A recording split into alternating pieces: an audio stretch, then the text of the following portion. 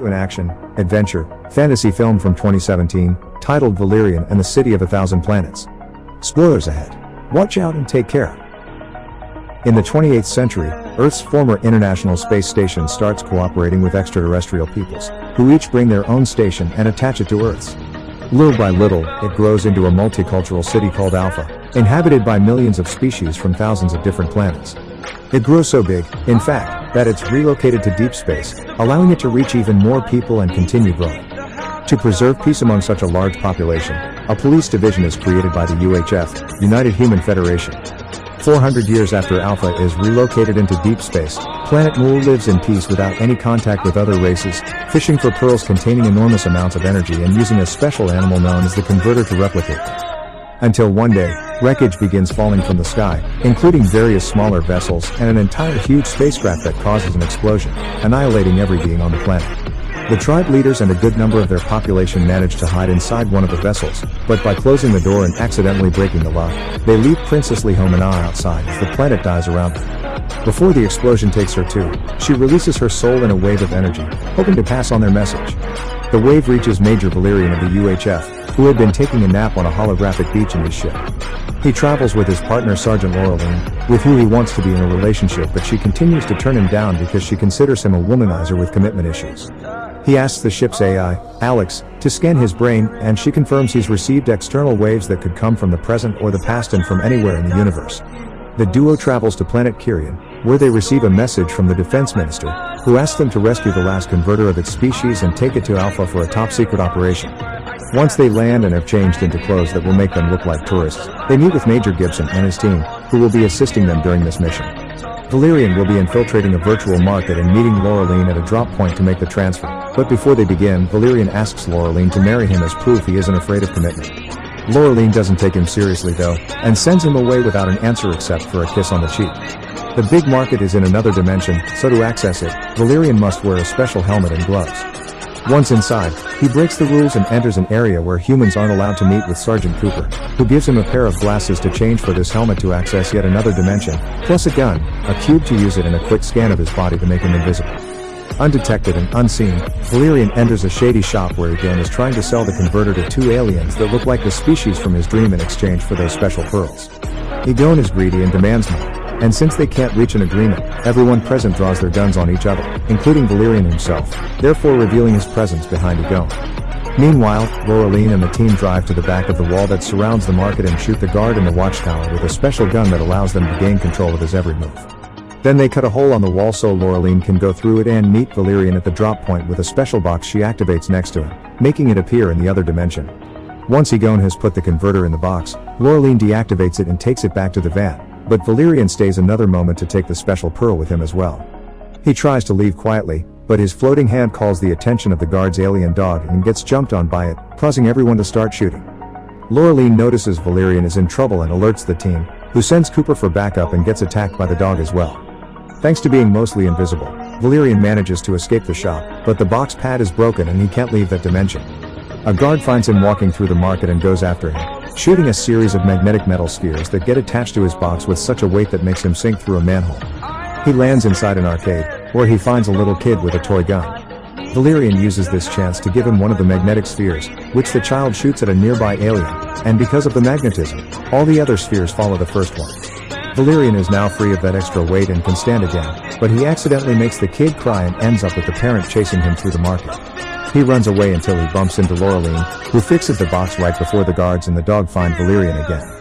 Their troubles aren't over though, they've been detected and Egon is sending an even bigger creature after them. The duo rushes out of the market as the alien under their control shoots the creature to keep it away until everyone is back in their vehicle. The monster easily catches up with them as they drive away and jumps on their van, so the team opens fire on it to no avail. Valerian decides to call Alex and make the AI bring their ship over, so he and Laureline escape through the window and jump into their vessel safely. The creature follows them and jumps on it as well, only to slip and fall when the ship accelerates to leave exospace.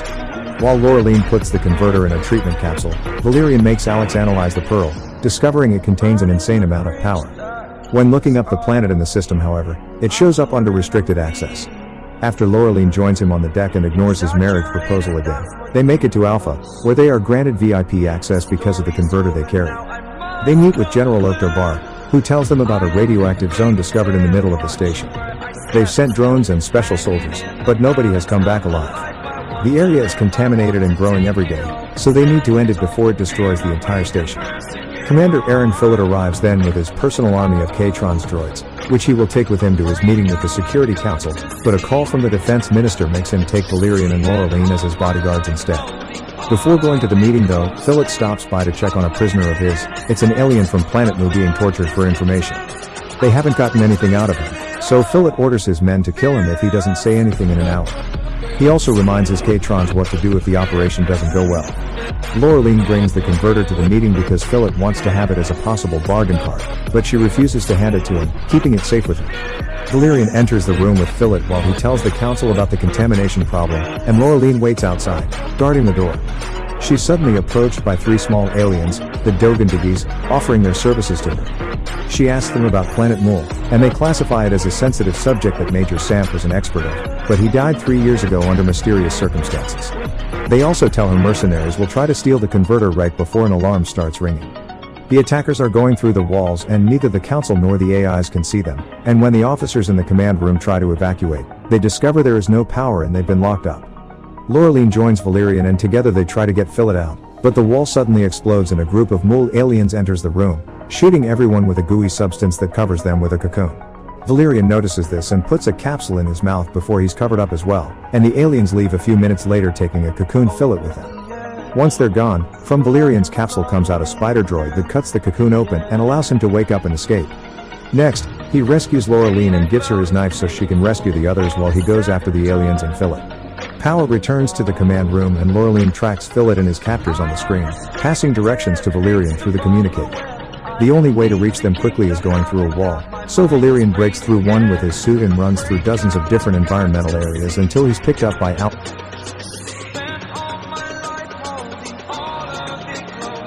in their ship, because the aliens have boarded a vessel as well. A high-speed chase ensues, and Valerian opens fire on them, but the enemy's ship simply splits up into hundreds of smaller vessels. Valerian follows the one they think Fillet is in, but his ship is too big to keep up with it through the narrow paths it's taking, so he takes the Skyjet instead, using its hook to take hold onto the enemy's ship and follow it whenever it goes. Unfortunately, this means he loses control and gets dragged into the dead zone, and Laureline loses all forms of contact with him. She wants to go rescue him, but General Barr forbids it and orders his men to restrain her. Before she's taken away though, she manages to plant the seed of doubt in his mind. Why are there aliens from a destroyed planet here? And why did they spare the council's lives if they're so evil? Someone has been lying to them. When she's out of sight, Barr checks Planet Mul on the database and discovers not even he can access that level of classified information. On the way out of the command room, Laureline pretends to help the guards by telling them they should cuff her, so when they come closer, she grabs them and beats them up until they're unconscious. Then she meets with the Dogandigis and makes them take her to Valerian's exact location. Together the 4 of them go to see Bob, who is going to take them fishing for something very special, a Cortex jellyfish. Laureline boards his submarine, which takes her deep underwater in the search of bromosaurs, giant creatures that carry jellyfish on their backs. Bob uses the submarine's special claws to retrieve the jellyfish from a bromosaur, which proves to need more than a strong pull, earning the creature's rage. 3 bromosaurs begin chasing them through the water, but thankfully, the submarine is fast enough and they manage to lose them when taking a narrow path. Once they're back on land, the Dogandigis explain to her that she must put the jellyfish on her head and let it show her what she seeks, but she mustn't do it for more than 1 minute or it will start feeding on her memory. Laureline follows their instructions and pushes her limits, staying under the jellyfish for 1 minute 10 seconds until she sees Valerian's location, a sign that says L630S will be activated, which the Dogandigis confirm to be level 630 east. After she leaves to rescue her partner, the Dogandigis go to see General Barr to sell him the information about the alien hostage Fillet has kept hidden. He immediately arrests all the men involved in his interrogation and tries to help the Mul person, but he makes his body explode to send a message as the princess did after telling Barr that they're attacking them because the UHF has what they need. When his assistant Sergeant Nezar runs the aliens' DNA through their database, they find out this species isn't there, which means they never existed or someone deleted them from their files. Laureline arrives at level 630 East and, after carefully walking around a rocky area, she finds Valerian unconscious on the ground. She wakes him up with special medicine and after a silly argument, she entertains herself watching the butterflies while Valerian fixes his vessel. What she doesn't know is that not all the butterflies are real, some are bait, and when she touches one without knowing, she's fished out by a primitive tribe, the Bulan Bathers of the planet Gora, and taken into their restricted area. Valerian touches a butterfly on purpose so he's fished out too, but he shoots his captor and hides behind a wall as he regains contact with Alex. The AI tells him that the only way to get in without causing a diplomatic mess would be finding a glamour pod. Now that Valerian is out of the dead zone, the UHF can track him again. Guards are told not to hurt him, just to find and assist, so it's easy for him to threaten an officer and take a special invisible gun from him before knocking him out and entering Paradise Alley. There are various human call girls offering their services on the street, but Valerian goes to a special club and asks Jolly the pimp for a glamour pod, a kind of alien that can shapeshift into whatever they want.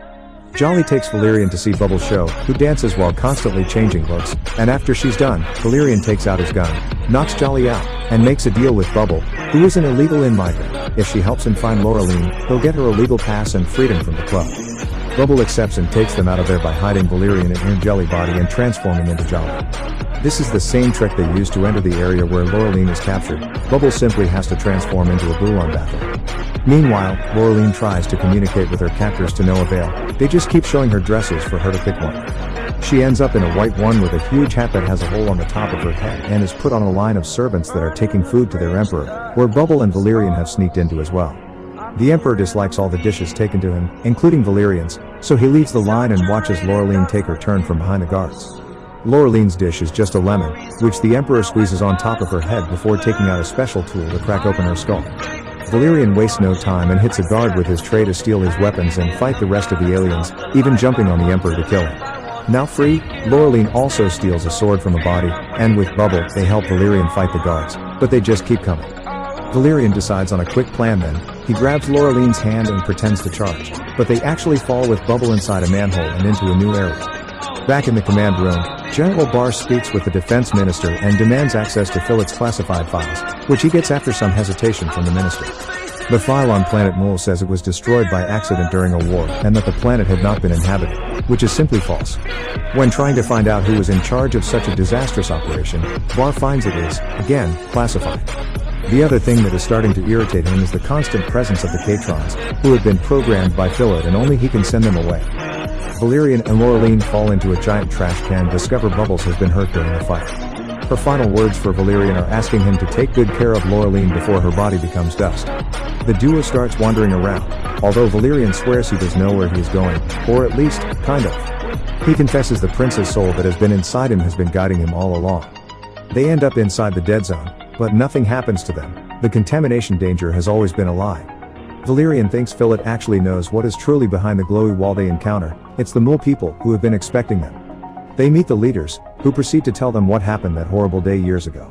After the big explosion, they drifted in space for many years, salvaging what they could find in the vessel they escaped in and learning all the sciences in its database to restore it. One day they were picked up by scrap dealers, who eventually sold their cargo to the Alpha Station, and they have stayed hidden here while gaining more knowledge and building a new vessel that would allow them to rebuild their home on a new planet.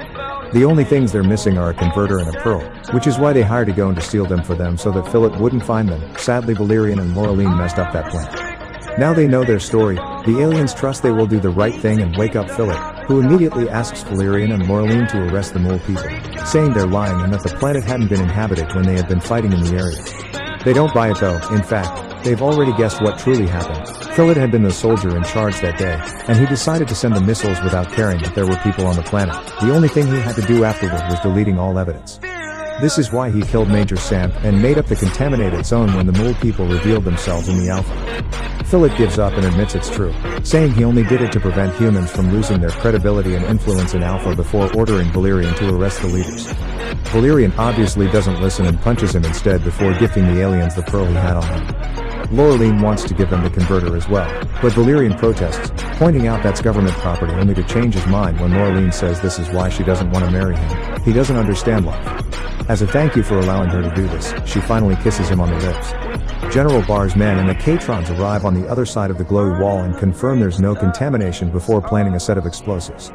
Meanwhile, the Mool leader feeds the pearl to the converter, finally creating the energy they needed to activate the new vessel they've built, creating a hologram that simulates their old planet.